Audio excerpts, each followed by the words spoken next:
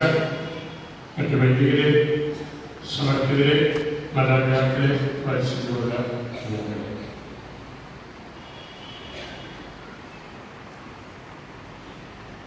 ഇന്നത്തെ പരിശുദ്ധ സുവിശേഷത്തിലെ ഈശോയുടെ പരസ്യ ജീവിതത്തിന്റെ ആരംഭം കുറിക്കുന്ന സംഭവമാണല്ലോ വായിച്ചത്. വഴിയൊരുക്കിയ യോഹന്നാൻ മാർദ്ദാന തടവിലാക്കപ്പെട്ടു. അപ്പോൾ മുതൽ ശുശ്രൂഷയ്ക്കായിട്ട് ഈശോ പൊതുരംഗത്തേക്ക് വരികയാണ്.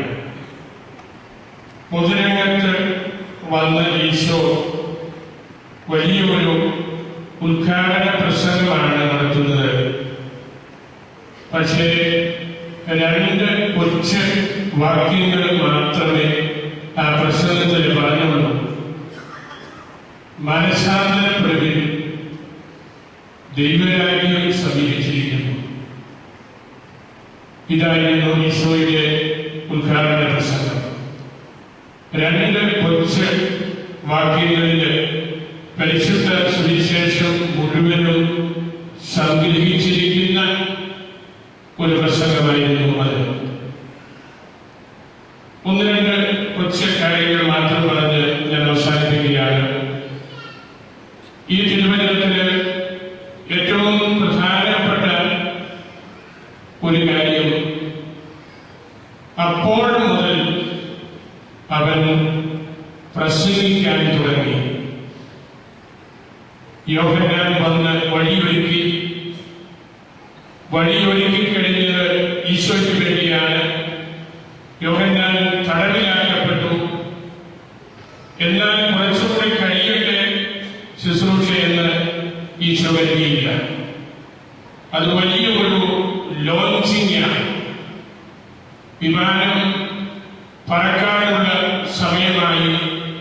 പിന്നീട് അവരെ താമസിപ്പിക്കാൻ ഒരു തരത്തിലും ആരും സമ്മതിക്കുകയില്ല.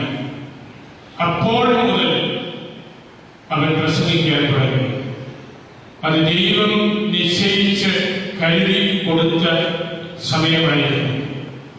യോഹന്നാൻ വരണമെന്നും അവൻ പ്രസംഗിക്കണമെന്നും അവന്റെ പ്രസംഗം വളരെ കടുപ്പമുള്ളതാണെന്നുമെല്ലാം ദൈവനിശ്ചയപ്രകാരം ഉണ്ടായ കാര്യമാണ്. നമ്മൾ ഓരോ കാര്യവും അതുപോലെ കാത്തിരുന്ന് ദൈവസമയം തിരിച്ചറിഞ്ഞ് ദൈവകൃപയ്ക്ക് വേണ്ടിയുള്ള പദ്ധതികൾ രൂപീകരിക്കുകയാണല്ലോ. കാത്തിരിക്കുവാനായിട്ട് നമ്മെ പഠിപ്പിക്കുന്ന സുവിശേഷമാണ്. സമയമാകുമ്പോൾ എനിക്ക് പറ്റില്ല എന്ന് പറയാൻ നമുക്ക് സാധ്യമല്ല എന്ന് പഠിപ്പിക്കുന്ന സുവിശേഷവുമാണ്. സമയമാകുമ്പോൾ അപ്പോൾ മുതൽ നമ്മൾ നമ്മളുടെ ശുശ്രൂഷയിൽ കരുത്തോടെ രംഗപ്രവേശനം ചെയ്യണമെന്ന് ഈശോ പഠിപ്പിക്കുകയാണല്ലോ. ഈശോ പൊതു പ്രസംഗങ്ങള്, പ്രഘോഷങ്ങള് ആരംഭിച്ചത് ഗലീലയിലാണ്. അതിന്റെ ഒരു വിശേഷണം വായിച്ചത് കേട്ടല്ലോ. വിജാതീയരുടെ ഗലീലി. പുറജാതിക്കാര്, യഹൂദന്മാരല്ലാത്തവര്, റോമാക്കാര്, താഴ്ന്നജാതിക്കാര്, മറുജാതിക്കാര് ഒക്കെ ബിസിനസ്സിനായിട്ടും പണം സമ്പാദിക്കാനും കച്ചവടം നടത്താനും ഒക്കെ വന്ന് താമസിച്ചിരുന്ന സ്ഥലമായതുകൊണ്ടാണ് ഗലീലിയ വിജാതീയരുടെ വീട് എന്ന് അറിയപ്പെട്ടിരുന്നത്. അവിടെ സ്വന്തം ജനങ്ങൾക്ക് വലിയ പ്രവേശനമില്ല. അവിടുത്തെ ആത്മീയ അന്തരീക്ഷം മോശമാണ്. അതുകൊണ്ടായിരിക്കാം യെശയ്യാ പ്രവാചകന്റെ പ്രവചനം അവിടെ കൊടുത്തിരിക്കുന്നത്. മരണത്തിന്റെ നിഴലിൽ കഴിയുന്ന ജനങ്ങളുടെ അടുക്കലേക്ക് ഈശോ ചെല്ലും. അന്ധകാരത്തിൽ കഴിയുന്നവരുടെ നടുവിലേക്ക്. അവിടെ മതമില്ല, ദൈവവിചാരമില്ല, പരലോക ചിന്തയില്ല. അവിടെയുള്ളതൊക്കെ മരണത്തിന്റെ നിഴലാണ്.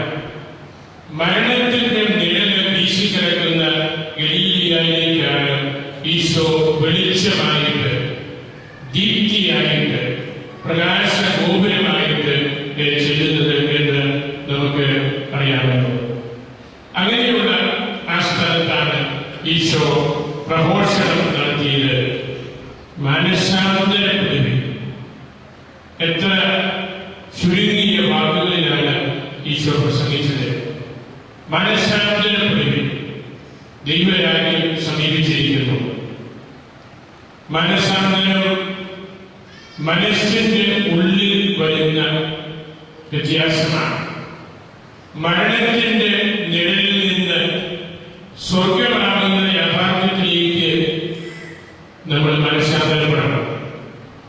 നമ്മുടെ മനസ്സിന്റെ കണ്ണുകളാണ് തുറക്കേണ്ടത്. നമ്മളും ഗലീലിയായിലാണോ എന്ന് ചിന്തിക്കണം. വിജ്ഞാനിയെ പോലെ സത്യവിശ്വാസം കാര്യമായിട്ട് പരിഗണനയിൽ എടുക്കാണ്ട് ഈ ലോകത്തിന്റെ മക്കളായിട്ട് ഇരുട്ടിനെ സ്നേഹിക്കുന്നവരായിട്ട് ആണ് ജീവിക്കുന്നതെങ്കിൽ നമ്മളും വിജ്ഞാനിയുടെ ഗലീലിയായിലാണ്. അല്ലെങ്കിൽ നമ്മുടെ മനസ്സിലും അതുപോലുള്ള മരണത്തിന്റെ നിഴലുകളാണ് ഉള്ളത്. ദൈവത്തിന്റെ പ്രകാശം നമ്മളിൽ വീശുന്നില്ല. ഇന്നത്തെ സുവിശേഷം നമുക്ക് നൽകുന്ന പ്രായോഗികമായ ചിന്ത അതാണ്. ഈ പറഞ്ഞ വിവരം നമ്മളെ എങ്ങനെയാണ് സ്വാധീനിക്കുന്നത്? മനസ്സാന്തരപ്പെടണം. യെശയ്യാവിന്റെ പ്രവചനം 14:1 പറയുന്നുണ്ട്, സ്വർഗം എന്റെ സിംഹാസനവും ഭൂമി എന്റെ പാദപീഠവുമാണ്. അതിന്റെ അർത്ഥം സ്വർഗത്തില് വലിയ സിംഹാസനത്തിൽ ഇരുന്നുകൊണ്ട് താഴേക്ക് കാലു നീട്ടി ഭൂമി വരെ എത്തിയിരിക്കുന്ന ഒരു ശക്തിയാണ് ദൈവം എന്ന് അല്ലല്ലോ. സ്വർഗം എന്റെ സിംഹാസനമാണ് എന്ന് പ്രവചന രൂപേണ പറഞ്ഞതിന്റെ അർത്ഥം ഹൃദയശുദ്ധിയുള്ള മനുഷ്യരുടെ ഹൃദയത്തിലാണ് ദൈവം വസിക്കുന്നത് എന്നാണ്. സ്വർഗീയ പൗരത്വം ഉള്ളവരിൽ ദൈവം വസിക്കുന്നു. ദൈവത്തിന്റെ ഇരിപ്പിടം മനുഷ്യന്റെ ഹൃദയങ്ങളാണ്. മനസ്സാന്തരം ഉണ്ടായെങ്കിൽ മാത്രമേ അവിടെ ദൈവത്തിന് പ്രവേശിക്കാൻ പറ്റുകയുള്ളൂ. അപ്പോൾ സ്വർഗം എന്റെ സിംഹാസനമാണെന്ന് കർത്താവ് പറഞ്ഞത്, അല്ലെങ്കിൽ പ്രവാചകൻ പറഞ്ഞ കാര്യം കർത്താവ് ഏറ്റുപറയുന്നത്, സുവിശേഷകൻ വീണ്ടും നമ്മെ പഠിപ്പിക്കുന്നത് നമ്മളുടെ ഹൃദയമാണ് ദൈവത്തിന്റെ സിംഹാസനം. നമ്മളുടെ ഹൃദയത്തിൽ ദൈവം ഉണ്ടെങ്കിൽ മാത്രമേ ദൈവത്തിനും ഇരിപ്പിടമുള്ളൂ. അതുകൊണ്ടാണ് യോഹന്നാനും ഈശോയും എല്ലാം മനസ്സാന്തരപ്പെടുവിൻ, ദൈവം അടുത്തു വന്നു, ദൈവം ഇമ്മാനുവേലാണ്, നമ്മുടെ കൂടെ വസിക്കുന്നവനാണ്. പൗലോസ് പറഞ്ഞല്ലോ, ദൈവം നമ്മുടെ ഹൃദയത്തിൽ വസിക്കുന്നു, ചരിക്കുന്നു, നമ്മോട് സംസാരിക്കുന്നു. നമ്മുടെ ഹൃദയത്തിലാണ് ദൈവത്തിന്റെ സിംഹാസനം. ആദ്യ മനുഷ്യനെ രൂപീകരിച്ചപ്പോൾ ഉള്ള ആ ചരിത്രവും നമുക്കറിയാമല്ലോ. മനുഷ്യന്റെ ശരീരം ഭൂമിയിൽ നിന്ന് എടുത്ത പൂഴി മണ്ണുകൊണ്ടാണ്. പൂഴി കൊണ്ടാണ് നമ്മളുടെ എല്ലാം ഈ രൂപം, ആദ്യ മനുഷ്യന്റെ രൂപം ദൈവം നൽകിയത്. പക്ഷേ ആ പൂഴിയിൽ നിന്ന് നിർമ്മിച്ച മനുഷ്യക്കോലത്തിലേക്ക് ദൈവം നിശ്വസിച്ചു. അതാണ് ദൈവത്തിന്റെ ഛായ, അതാണ് ആത്മീയ മനുഷ്യൻ. ദൈവം കൊടുക്കുന്ന ആ നിശ്വസനമാണ് ദൈവത്തിന്റെ ഛായ. രക്ഷകന്റെ ഛായ എന്ന് പറയുന്നത് പിതാവായ ദൈവം നൽകിയ ആ നിശ്വസനമാണ്. അല്ലാതെ പൂഴി കൊണ്ട് മെനഞ്ഞെടുത്ത നമ്മുടെ ഈ രൂപമല്ല. നമ്മുടെ ദൗത്യം ഈ ശരീരത്തെ ആത്മാവാക്കുക എന്നതാണ്. ഫ്രാൻസിസ് അസീസി എപ്പോഴും ഈ തിരുവചനത്തെ മനസ്സാന്തരപ്പെടുവിൻ എന്നുള്ള തിരുവചനത്തിന് കൊടുത്ത വ്യാഖ്യാനം അതാണ്. ശരീരത്തെ ആത്മാവാക്കുന്ന ആ വലിയ പ്രക്രിയ, അതാണ് മനസ്സാന്തരം. അവിടെ മാത്രമേ ദൈവത്തിന് പ്രവേശനമുള്ളൂ. ലൂക്കായുടെ സുവിശേഷത്തിൽ നമ്മൾ വായിക്കുന്നുണ്ടല്ലോ, ഒരു സ്ത്രീയെ നാണയം നഷ്ടപ്പെട്ട് ദുഃഖിച്ച് കഴിഞ്ഞ അവസരത്തില് അവളുടെ വീട് അടിച്ച് വാരി ആ നാണയം കണ്ടെത്തുകയാണ്. യാത്രയ്ക്ക് പോയി നഷ്ടപ്പെട്ട് മറ്റുള്ളവരുടെ പറമ്പിൽ കിടന്ന് കിട്ടിയതല്ല, ആഘോഷത്തിന് പോയ വീട്ടിൽ വെച്ചല്ല അത് തിരിച്ചു കിട്ടിയത്. അവളുടെ ഹൃദയമാകുന്ന വീട് അടിച്ച് വാരി തൂത്ത് വീക്കിയപ്പോൾ ആ നാണയം കണ്ടെത്തി. ഈശോയാകുന്ന ആ നാണയം, ദൈവമാകുന്ന ആ ഛായ അവളിൽ തന്നെ അവൾ കണ്ടെത്തുകയാണ്. അതാണ് മാനസാന്തരം. മത്തായി സുവിശേഷകൻ ഈശോയുടെ ആദ്യത്തെ ഈ പ്രഭാഷണത്തിലൂടെ നമുക്ക് നൽകുന്ന ഏറ്റവും വലിയ ദൈവികമായിട്ടുള്ള ചിന്തയും അതാണ്. മനസ്സാന്തരത്തിനുള്ള, ഹൃദയ പരിവർത്തനത്തിനുള്ള വലിയ ഒരു ആവേശം നമുക്ക് ഉണ്ടാകണം. എങ്കിൽ മാത്രമേ ദൈവം നമ്മോട് സംസാരിക്കുന്നതായിട്ട് നമുക്ക് തിരിച്ചറിയാൻ സാധിക്കുകയുള്ളൂ. ഇന്നത്തെ തിരുവചനം ഈശോയുടെ ആ രണ്ട് വാക്കുകളിലൂടെ നമുക്ക് നമ്മളുടെ ജീവിതത്തെ മെനഞ്ഞെടുക്കാനായിട്ട് നമുക്ക് സാധിക്കാം. പലപ്പോഴും ഈശോ പറഞ്ഞ കാര്യം നമ്മളുടെ അമിത അഭിലാഷങ്ങള്, നമ്മളുടെ മനസ്സിന്റെ ചതി പ്രയോഗങ്ങള്, ഇതെല്ലാം കാരണം മനുഷ്യപുത്രന് നമ്മുടെ ഹൃദയത്തിലേക്ക് പ്രവേശിക്കാൻ പറ്റാതെ നിൽക്കുന്ന ഒരവസ്ഥ, നമ്മളും ഗലീലിയായിരിക്കുന്ന അവസ്ഥ, മരണത്തിന്റെ നിഴലില് അന്ധകാരത്തിന്റെ നടുവില് ആയിരിക്കുന്ന അവസ്ഥ, അതിനൊക്കെയുള്ള വലിയൊരു പരിവർത്തനമാണ് ഈശോ നമുക്ക് നൽകുന്ന ഈ ഉദ്ഘാടന പ്രസംഗം. മനസ്സാന്തരപ്പെട്ട് ദൈവരാജ്യത്തെ കുറിച്ച് ചിന്തിക്കുവാൻ കഴിവുള്ള, സ്വർഗോന്മുഖമായിട്ട് ജീവിക്കുന്ന, രക്ഷകരെ പ്രതീക്ഷിച്ച് കഴിയുന്ന ഒരു സമൂഹമായിട്ട് മാറാനുള്ള ആഹ്വാനമാണ്. മൂസകാലത്തിന്റെ ദൈവശാസ്ത്ര ചിന്തയും അതുതന്നെയാണ്. വരാനിരിക്കുന്ന രക്ഷകരെ പ്രതീക്ഷിച്ച് പ്രത്യാശയോടെ നമ്മളിവിടെ നോക്കി പാർത്ത് ഹൃദയ പരിവർത്തനത്തിലൂടെ ഈശോയെ നമ്മുടെ ഉള്ളിൽ സ്വീകരിക്കുകയാണല്ലോ. അതുകൊണ്ട് ഭൗമിക കാര്യങ്ങള് വെടിഞ്ഞ് സ്വർഗീയ കാര്യങ്ങള് ശ്രദ്ധിക്കുവാനുള്ള ചിന്ത നമുക്ക് മനസ്സിൽ സൂക്ഷിക്കാം. ഈ വിശുദ്ധിയുടെ ദിവസം ഇന്നലെ ഇന്നുമായിട്ട് നമ്മളുടെ ഹൃദയ പരിവർത്തനത്തിലുള്ള, ദൈവത്തെ കുറിച്ച് സംസാരിക്കാനും ദൈവവിചാരങ്ങൾ മനസ്സിൽ കൊണ്ടു നടക്കാനുള്ള ഒരു അവസരമാണ്. പണ്ഡിതന്മാര് പറയാറുണ്ട്, ദേവാലയത്തിൽ വരുമ്പോൾ ചിലപ്പോഴൊക്കെ രണ്ട് അപകടങ്ങൾ പറ്റാറുണ്ട്. നമ്മൾ ഈ ആരാധനക്രമത്തിന്റെ ആദ്യ ഭാഗമെല്ലാം ദൈവവചന ശുശ്രൂഷയാണ്. പണ്ഡിതന്മാർ പറയുന്നത് പലപ്പോഴും വായിക്കുന്ന വചനം നമ്മൾ കേൾക്കുന്നില്ല. ഇവിടെ അപകടം ഉണ്ടായെന്ന് കരുതുന്നില്ല. വളരെ വ്യക്തമായിട്ട് ഓരോ തിരുവചനവും ഒരു പ്രഘോഷണം പോലെയാണ് വായിക്കപ്പെടുന്നത്. വായിക്കുന്ന തിരുവചനം കേൾക്കാൻ പറ്റാത്തത് കൊണ്ട് നമുക്ക് ആ വിരുന്നിൽ പങ്കെടുക്കാൻ പറ്റുന്നില്ല. രണ്ടാമത്തെ അപകടം, വായിച്ച തിരുവചനത്തെ കുറിച്ച് വ്യാഖ്യാനങ്ങൾ കൊടുക്കാത്തത് കൊണ്ട് അവിടെയും നമുക്ക് ദൈവവചനത്തോട് ബന്ധപ്പെടാൻ പറ്റുന്നില്ല. അവർ പറഞ്ഞു വെച്ചിരിക്കുന്നത്, പരിശുദ്ധ കുർബാനയിൽ പങ്കെടുത്ത് വീട്ടിൽ ചെല്ലുമ്പോൾ ഇതേത് ഭാഗമാണ് ഇന്ന് സുവിശേഷത്തിലെ ലേഖനത്തില് പഴയ നിയമത്തിൽ വായിച്ചതെന്ന് ചോദിച്ചാൽ ഒന്നും പറയാൻ പറ്റുന്നില്ല. വായിച്ചതൊന്നും കേൾക്കുന്നില്ല.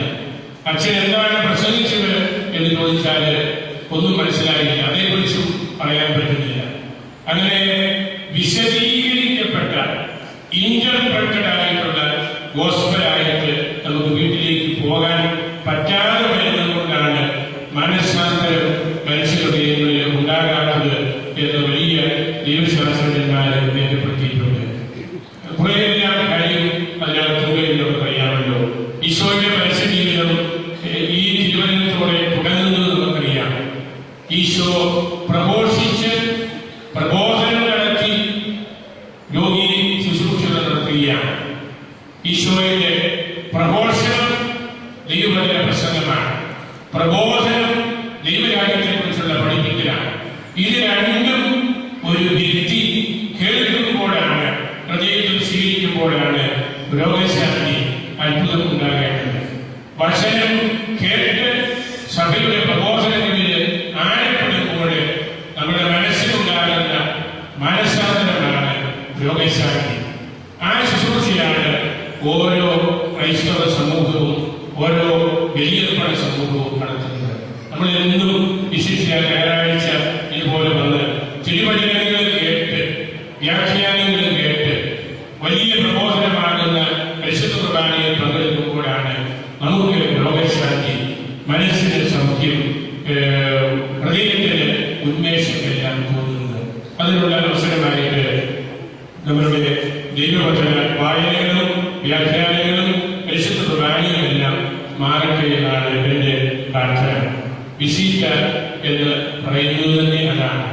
സഭയുടെ ആദ്യകാലം മുതൽ വിശീറ്റുകളെ ക്രമീകരിച്ചിരുന്നത് രൂപതാധ്യക്ഷൻ ഇടവക വികാരിയോട് ചേർന്ന് ദൈവജനത്തിന് വേണ്ടി അർപ്പിക്കുന്ന കുർബാനയില് ദൈവജനം മുഴുവനും ഒന്നാകെ വന്ന് വചനം കേട്ട് കുർബാനയിൽ പങ്കെടുക്കുക എന്നതാണ് ആ വിശീറ്റിയുടെ കാതല്. എക്കാലവും വിശീറ്റിയുടെ അർത്ഥമതാണ്.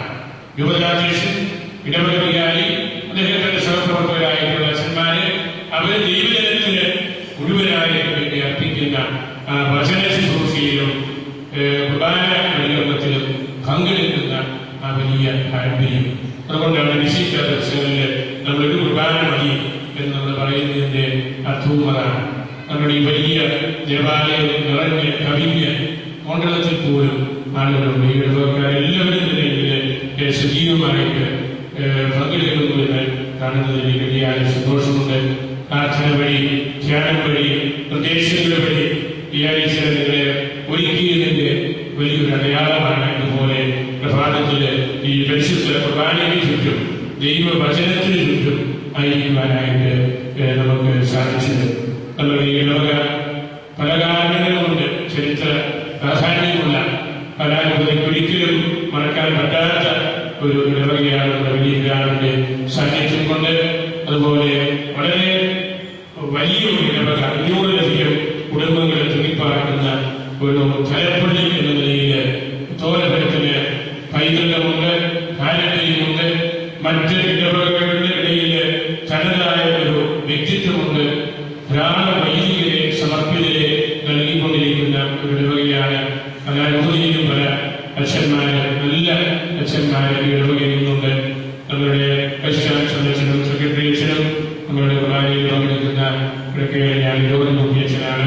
അങ്ങനെ നല്ല വൈദികരെയും ധാരാളമായിട്ട് നൽകിക്കൊണ്ടിരിക്കുന്ന ഒരു ഇടവക എന്ന നിലയിൽ നമുക്ക് വളരെ പ്രധാനപ്പെട്ട ഒരു ക്രൈസ്തവ കേന്ദ്രമാണിത്. ഇതിന് ഞാൻ പറഞ്ഞതുപോലെ മറ്റ് ഇടവകകൾക്ക് മാതൃക ആകാനുള്ള ഒരു ഉത്തരവാദിത്വം കൂടെ നമുക്കുണ്ട് എന്ന് നമ്മൾ തിരിച്ചറിയണം. ദൈവകൃപ കൊണ്ട് നമുക്ക് നല്ല പള്ളിമുറി, മനോഹരമായ ദേവാലയം, അതിനുശേഷം ഈ ദേവാലയത്തിന്റെ പറഞ്ഞതുപോലെ കടം തീർക്കാനും മറ്റ് നിരവധി നിർമ്മാണ പ്രവർത്തനങ്ങൾ, സെമിത്തേരിയുടെ നിർമ്മാണം, പള്ളിയുടെ മുറ്റം ഭംഗിയാക്കല്, അങ്ങനെ ധാരാളം പണികൾ ഈ 2 വർഷത്തിനുള്ളിൽ ഇപ്പോഴത്തെ വികാരിച്ച് നിർവഹിച്ചു. അതെല്ലാം ഈ പ്രദേശത്തിന് കിട്ടിയ വലിയൊരു വളർച്ചയുടെ ഭാഗമാണ് എന്ന് നമുക്ക് എല്ലാവർക്കും പറയാം. നിങ്ങളുടെ നിസ്വാർത്ഥമായ സഹകരണത്തിന്റെ, കരുതലിന്റെ ഭാഗമായിട്ടാണ് അതെല്ലാം ഇവിടെ ഉണ്ടായത്. വിശിഷ്ട ദിനത്തില് പ്രത്യേകം നമ്മൾ ഓർക്കേണ്ട ഒരു കാര്യം, നമ്മുടെ കുടുംബ അന്തരീക്ഷം, ഇടവക ഒരു കൂട്ടുകുടുംബമാണ്. അവിടെ എല്ലാവരും നമ്മുടെ സ്നേഹത്തിലും ഐക്യത്തിലും വർദ്ധിക്കുവാനായിട്ട് നമുക്ക് സാധിക്കണം. ഒരു കാർഷിക മേഖലയോട് ബന്ധപ്പെട്ട് കിടക്കുന്ന പ്രദേശമെന്ന നിലയിൽ മദ്യപാനം തുടങ്ങിയ വിപത്തുകള്, ആപത്തുകള് എപ്പോഴെങ്കിലും ഇവിടെയും ഉണ്ട് എന്ന് തീർച്ചയാണ്. അതിൽ നിന്നെല്ലാം മോചനം നേടാനുള്ള അവസരം കൂടിയായിട്ട് ഈ വിശുദ്ധിയെ നിങ്ങളെല്ലാവരും പരിഗണിക്കണം. വിശുദ്ധി കഴിഞ്ഞ് വീട്ടിൽ ചെല്ലുമ്പോൾ ഇന്നലത്തേക്കാൾ അല്പം കൂടെ മെച്ചപ്പെട്ട രീതിയിൽ ദൈവത്തോടും സ്വന്തം വീട്ടിലുള്ള ആളുകളോടും ബന്ധപ്പെടാനും സ്നേഹിക്കാനും പരിഗണിക്കാനും സ്വന്തമായിട്ട് കരുതാനും ഒക്കെയുള്ള ഒരു മാനസാന്തരമാണ് നമുക്ക് വേണ്ടത്. നമ്മൾ ഗലീലിയക്കാരെ ആകരുത്. നമ്മൾ മുത്തോലക്കാരാണ്. ദൈവത്തിന് പ്രീതികരമായ രീതിയിൽ കർത്താവിനെ പ്രകാശമായിട്ട് കണ്ട് പ്രഘോഷണം നടത്തുന്ന വലിയൊരു കേന്ദ്രമാണിത്.